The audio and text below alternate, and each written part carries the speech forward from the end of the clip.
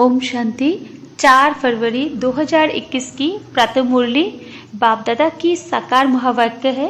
बाबा बोले, मीठे बच्चे, यह कयामत का समय है। रावण ने सबको कब्र दाखिल कर दिया है। बाप आए हैं अमृत वर्षा कर साथ ले जाने। प्रश्न है, शिव बाबा को भोला भंडारी भी कहा जाता है, क्यों? उत्तर है, क्योंकि शिव भोलानाथ जब आते हैं तो गणिकाओं, अहिल्याओं, कुब्जाओं का भी कल्याण कर उन्हें विश्व का मालिक बना देते हैं। आते भी देखो पतित दुनिया और पतित शरीर में, तो भोला हुआ ना। भोले बाप का डायरेक्शन है, मीठे बच्चे अब अमृत पियो, विकारों रूपी विष को छोड़ दो। गीत है दूर देश का रहने वाला। ओम शांति। रूहानी बच्चों ने गीत सुना, अर्थात रूहों ने इस शरीर के कान कर्मेंद्रियों द्वारा गीत सुना। दूर देश के मुसाफिर आते हैं, तुम भी मुसाफिर हो ना। जो भी मनुष्य आत्माएं हैं वो सब मुसाफिर है। आत्माओं का कोई भी घर नहीं है। आत्मा है निराकार, निराकारी दुनिया में रहने वाली निराकारी आत्माएं है। उसको कहा जाता है निराकारी आत्माओं का घर। देश व लोक, इनको जीव आत्माओं का देश कहा जाता है। वो है आत्माओं का देश। फिर आत्माएं यहाँ आकर शरीर में जब प्रवेश करती है तो निराकार से साकार बन जाती है। ऐसे नहीं कि आत्मा का कोई रूप नहीं है, रूप भी जरूर है, नाम भी है। इतनी छोटी आत्मा कितना पार्ट बजाती है इस शरीर द्वारा। हर एक आत्मा में पार्ट बजाने का कितना रिकॉर्ड भरा हुआ है। रिकॉर्ड एक बार भर जाता है, फिर कितना बारी भी रिपीट करो वही चलेगा। वैसे आत्मा भी इस शरीर के अंदर रिकॉर्ड है, जिसमें 84 जन्मों का पार्ट भरा हुआ है। जैसे बाप निराकार है, वैसे आत्मा भी निराकार है। कहाँ शास्त्रों में लिख दिया है वो नाम रूप से न्यारा है, परंतु नाम रूप से न्यारी कोई वस्तु होती नहीं। आकाश भी पोलर है, नाम तो है ना आकाश, बिगर नाम कोई चीज होती नहीं। मनुष्य कहते हैं परमपिता परमात्मा। अब दूर देश में तो सब आत्माएं रहती है। यह साकार देश है, इसमें भी 2 का राज्य चलता है, राम राज्य और रावण राज्य। आधा कल्प है राम राज्य, आधा कल्प है रावण राज्य। बाप कभी बच्चों के लिए दुख का राज्य थोड़े ही बनाएंगे। कहते भी है ईश्वर ही दुख सुख देते हैं। बाप समझाते हैं, मैं कभी बच्चों को दुख नहीं देता हूँ। मेरा नाम ही है दुख हरता सुख करता। यह मनुष्य की भूल है। ईश्वर कभी दुख नहीं देंगे। ईश्वर इस समय है ही दुखधाम। आधा कल्प रावण राज्य में दुख ही दुख मिलता है, सुख की रत्ती नहीं। सुख धाम में फिर दुख होता ही नहीं। बाप स्वर्ग की रचना रचते हैं। अभी तुम हो संगम पर। इनको नई दुनिया तो कोई भी नहीं कहेंगे। नई दुनिया का नाम ही है सतयुग। वही फिर पुरानी होती है तो उनको कलयुग कहा जाता है। नई चीज अच्छी और पुरानी चीज खराब दिखाई देती है तो पुरानी चीज को खलास किया जाता है। मनुष्य विष को ही सुख समझते हैं। गाया भी जाता है अमृत छोड़ विष काहे को खाए। फिर कहते तेरे भाने सर्व का भला। आप जो आकर करेंगे उससे भला ही होगा, नहीं तो रावण राज्य में मनुष्य बुरा काम ही करेंगे। यह तो अब बच्चों को पता पड़ा है कि गुरु नानक को 500 वर्ष हुए, फिर कब आएंगे? तो कहेंगे उनकी आत्मा तो ज्योति ज्योत समा गई, आएंगे फिर कैसे? तुम कहेंगे आज से 4500 वर्ष बाद फिर गुरु नानक आएंगे। तुम्हारी बुद्धि में सारे वर्ल्ड की हिस्ट्री जियोग्राफी चक्र लगाती रहती है। इस समय सब तमो प्रधान है। इनको कयामत का समय कहा जाता है। सभी मनुष्य जैसे कि मरे पड़े हैं, सबकी ज्योति उझाई हुई है। बाप आते हैं सबको जगाने। बच्चे जो काम चिता पर बैठ भस्म हो गए हैं, उन्हों को अमृत वर्षा से जगाए साथ ले जाएंगे। माया रावण ने काम चिता पर बिठाए कब्र दाखिल कर दिया है। सभी सो गए हैं। अब बाप ज्ञान अमृत पिलाते हैं। अब ज्ञान अमृत कहा और वो पानी कहा। सिख लोगों का बड़ा दिन होता है तो बड़े धूमधाम से तालाब को साफ करते हैं, मिट्टी निकालते हैं। इसलिए नाम ही रखा है अमृतसर, अमृत का तालाब। गुरु नानक के भी बाप की महिमा की है।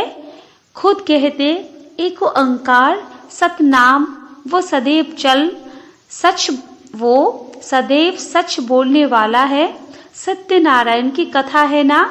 मनुष्य भक्ति मार्ग में कितनी कथाएं सुनते आए हैं। अमर कथा, तिजरी की कथा। कहते हैं शंकर ने पार्वती को कथा सुनाई। वो तो सूक्ष्म वतन में रहने वाले, वहां फिर कथा कौन सी सुनाए। यह सब बातें बाप बैठ समझाते हैं कि वास्तव में तुमको अमर कथा सुनाए, अमर लोक में ले जाने मैं आया हूँ। मृत्यु लोक से अमर लोक में ले जाता हूँ।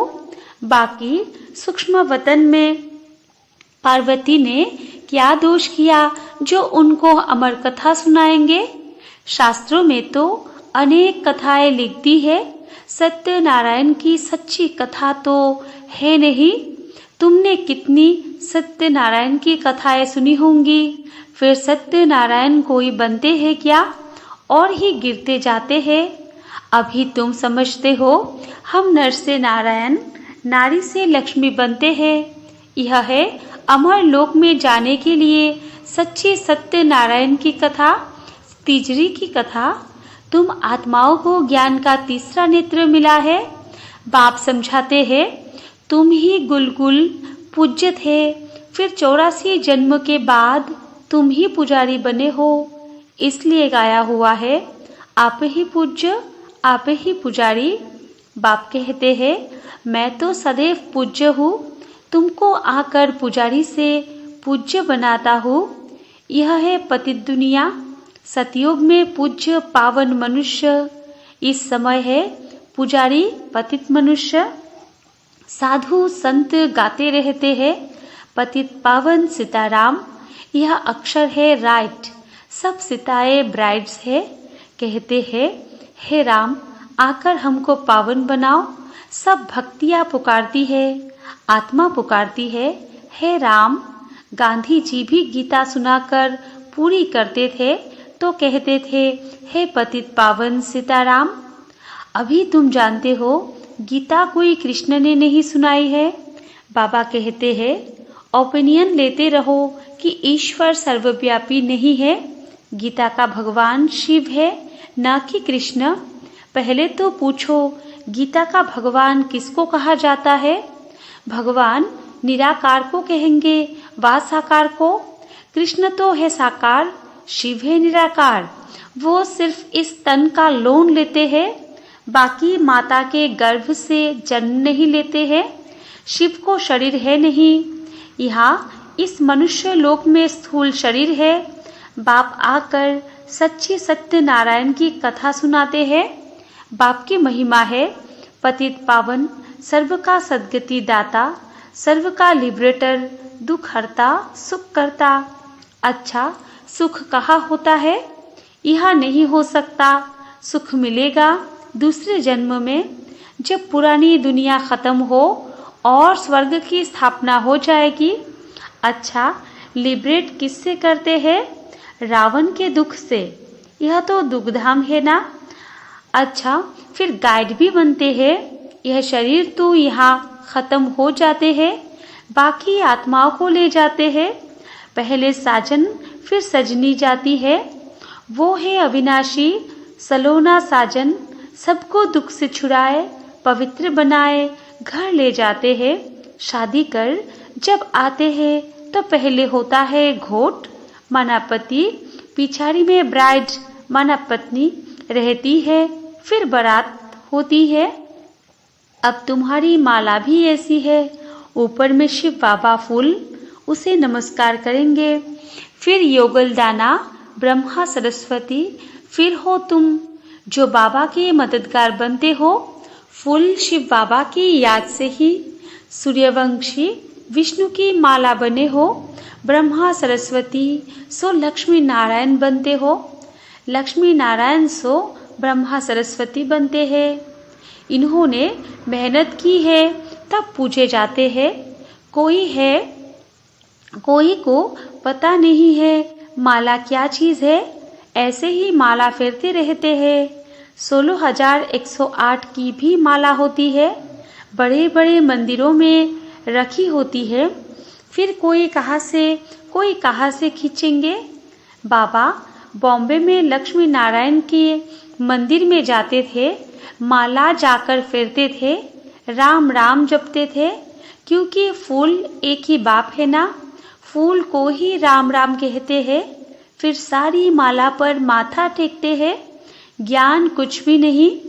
पादरी भी हाथ में माला फेरते रहते हैं। पूछो किसकी माला फेरते हो, उनको तो पता नहीं है। कह देंगे क्राइस्ट की माला, क्राइस्ट की याद में फेरते हैं। उनको यह पता नहीं है कि क्राइस्ट की खुद आत्मा कहाँ है। तुम जानते हो क्राइस्ट की आत्मा अब तमो प्रधान है। तुम भी तमो प्रधान बेगर थे, अब बेगर टू प्रिंस बनते हो। भारत प्रिंस था, अभी बेगर है, फिर प्रिंस बनते हैं। बनाने वाला है बाप, तुम मनुष्य से प्रिंस बनते हो।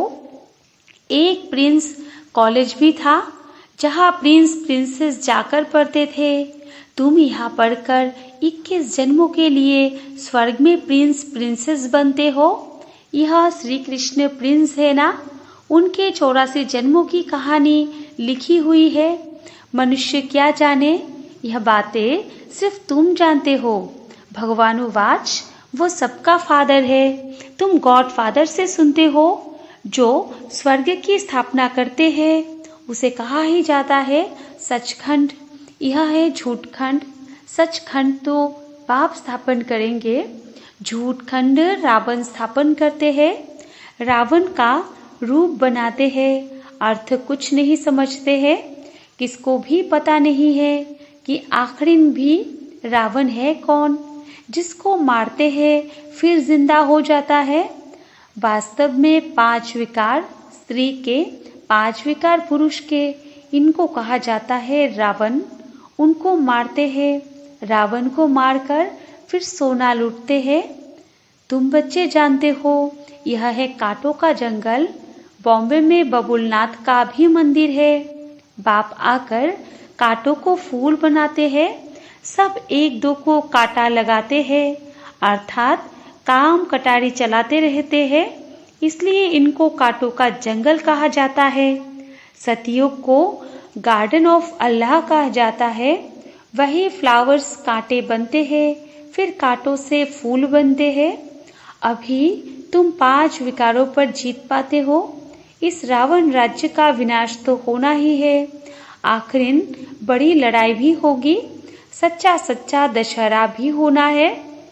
रावण राज्य ही खलास हो जाएगा, फिर तुम लंका लूटेंगे, तुमको सोने के महल मिल जाएंगे। अभी तुम रावण पर जीत प्राप्त कर स्वर्ग के मालिक बनते हो। बाबा सारे विश्व का राज्य भाग्य देते हैं, इसलिए इनको शिव भोला भंडारी कहते हैं। गणिकाए अहिल्याए कुब्जाए, सबको बाप विश्व का मालिक बनाते हैं। कितना भोला है, आते भी है पतित दुनिया, पतित शरीर में। बाकी जो स्वर्ग के लायक नहीं है, वो विष बिना छोड़ते ही नहीं। बाप कहते हैं, बच्चे अभी यह अंतिम जन्म पावन बनो। यह विकार तुमको आदि मध्य अंत दुखी बनाते हैं। क्या तुम इस एक जन्म के लिए विष बिना नहीं छोड़ सकते हो? मैं तुमको अमृत पिलाकर अमर बनाता हूँ, फिर भी तुम पवित्र नहीं बनते हो। विष बिगर सिगरेट शराब बिगर रह नहीं सकते हो। मैं बेहद का बाप तुमको कहता हूँ, बच्चे, इस एक जन्म के लिए पावन बनो तो तुमको स्वर्ग का मालिक बनाऊंगा। पुरानी दुनिया का विनाश और नई दुनिया की स्थापना करना यह बाप का ही काम है। बाप आया हुआ है सारी दुनिया को दुख से लिबरेट कर सुखधाम शांतिधाम ले जाने। अभी सब धर्म विनाश हो जाएंगे। एक आदि सनातन देवी देवता धर्म की फिर से स्थापना होती है। ग्रंथ में भी परमपिता परमात्मा को अकाल मूर्त कहते हैं।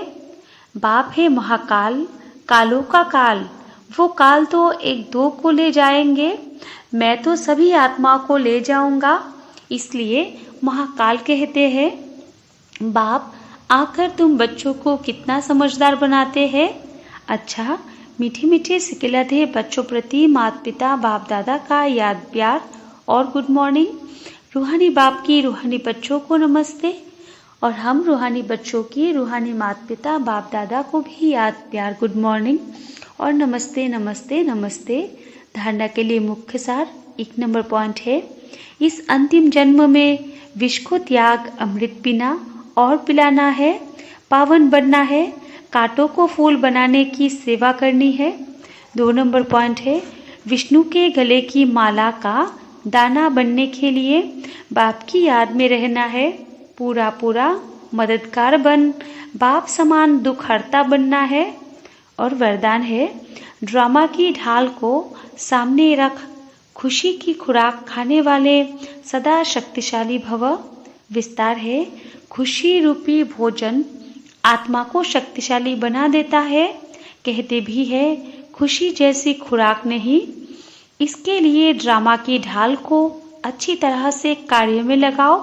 यदि सदा ड्रामा की स्मृति रहे तो कभी भी मुरझा नहीं सकते, खुशी गायब हो नहीं सकती, क्योंकि यह ड्रामा कल्याणकारी है। इसलिए अकल्याणकारी दृश्य में भी कल्याण समाया हुआ है, ऐसा समझ सदा खुश रहेंगे।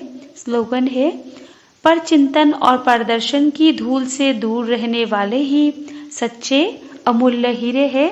अच्छा, ओम शांति।